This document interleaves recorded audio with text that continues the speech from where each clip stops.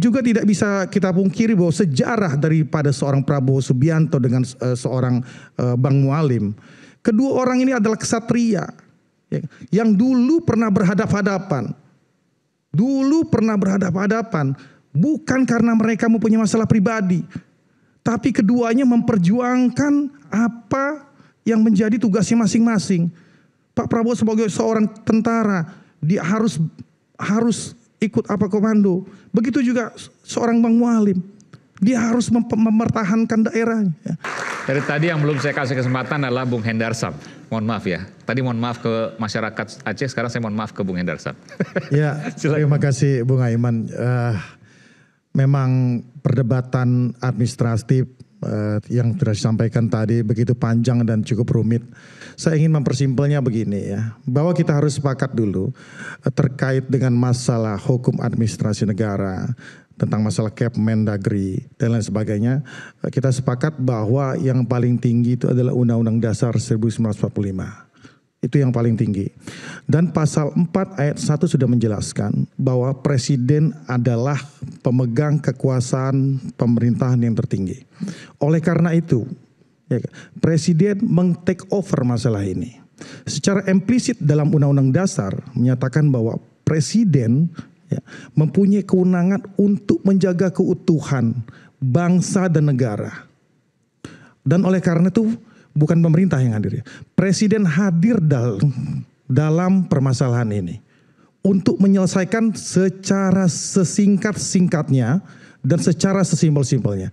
Jadi kita singkirkan dulu masalah itu. Masalah perdebatan tentang masalah bukti dan lain sebagainya itu selesai dengan ketika Undang-Undang Dasar sudah menyatakan bahwa presiden mempunyai hak untuk menentukan dan untuk supaya tidak ada lagi perpecahan, polarisasi yang sudah selama ini terjadi.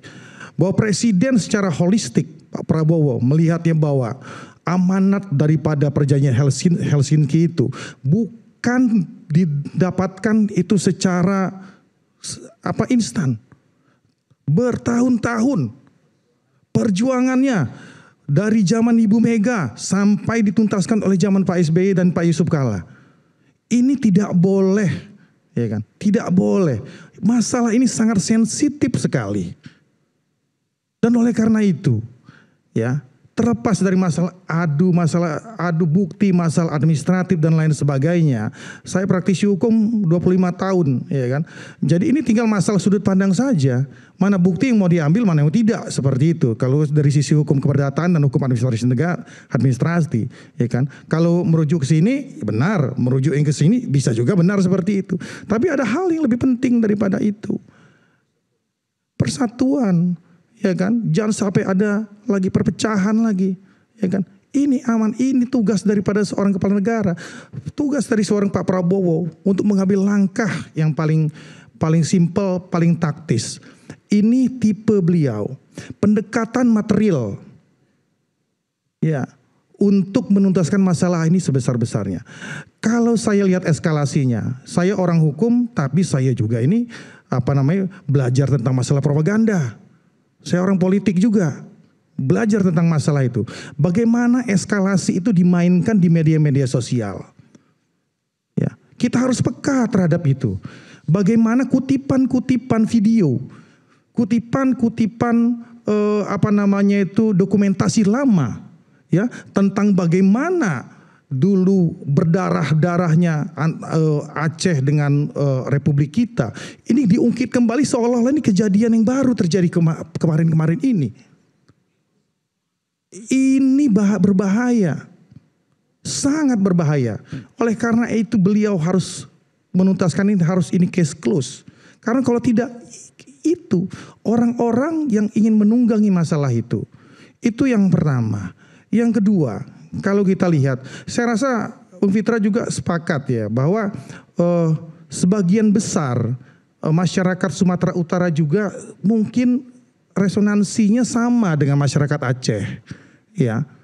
Jadi bahwa sepakat dan tidak mempermasalahkan tentang masalah 4 pulau ini. Ini kalau kita lihat secara umum tidak ada masalah sama sekali tentang masalah itu. Nah, jadi dari sisi aspek sosial pun dilihat.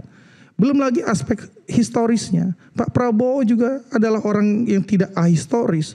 Beliau juga melihat hal tersebut. Dan oleh karena itu, ya kan, bisa diperbandingkan antara aspek administratif juga dilihat dan juga aspek historis, sosiologis, bagaimana masyarakat di 4 pulau tersebut ternyata berKTP Aceh, itu kan harus dilihat juga. Nah, yang tinggal harus didobrakkan tentang masalah aspek administratifnya tadi yang menjadi masalah. Dan oleh karena itu mendapat novum atau clue-nya bagaimana ini bisa selesai. Jadi kan 2 paket ini harus selesai juga. Jangan juga cuman karena aspek historis ya, aspek administratif, aspek historis ya kan. Kemudian aspek administratifnya itu juga diabaikan. Kan akan ada ini di kemudian hari. Walaupun juga sebenarnya itu bisa di-challenge dengan di Pengadilan Tata Usaha Negara keputusan Kemendagri tersebut. Nah, tapi kembali lagi bahwa ya kan juga tidak bisa kita pungkiri bahwa sejarah daripada seorang Prabowo Subianto dengan seorang Bang Mualim. Kedua orang ini adalah kesatria ya, yang dulu pernah berhadapan-hadapan. Bukan karena mereka mempunyai masalah pribadi. Tapi keduanya memperjuangkan apa yang menjadi tugasnya masing-masing. Pak Prabowo sebagai seorang tentara, dia harus ikut apa komando. Begitu juga seorang Bang Mualim. Dia harus mempertahankan daerahnya. Kemudian kita jangan lupa mereka bertemu di satu titik fase untuk kemudian sama-sama 2 kesatria ini berjabat tangan dan berpelukan. Kemudian berangkulan. Ini nggak bisa kita lihat juga sebagai sesuatu hal yang biasa. Ini 2 kesatria. Bagaimana 2 orang yang selama ini bertempur kita anggap seperti itu dengan tugasnya masing-masing, menyampingkan masalah pribadi, menyampingkan masalah emosinya, kemudian bertemu, bahkan Bang Mualim kemudian mendukung Pak Prabowo di 2024 sebagai presiden. Bagaimana kebesaran hati beliau? Bagaimana kebesaran hati Pak Prabowo untuk menerima hal tersebut? Hal seperti ini harus kita lihat. Jangan sampai ini kita ditunggangi lagi. Balik lagi, persatuan itu penting. Itu yang ingin beliau sampaikan, Pak Prabowo sampaikan. Persatuan Indonesia ini saat ini menjadi salah satu instrumen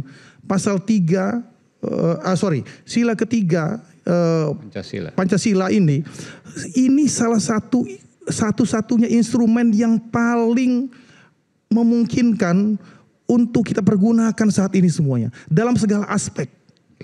Saat ini ya, karena tantangan itu bukan cuma di dalam. Tantangan geopolitik di luar juga kita mempergunakan sila ketiga ini. Oke, baik. Teman-teman, kita harus sadar itu. Saya terima kasih Bang Said Didu, Bro Ijul, Bang Haris Azhar, terima kasih. Masukan-masukannya konstruktif. Jadi jangan kira ya bahwa Pak Prabowo dengan politik merangkulnya itu ingin supaya semua ini seolah-olah politik kompromi. Tidak seperti itu.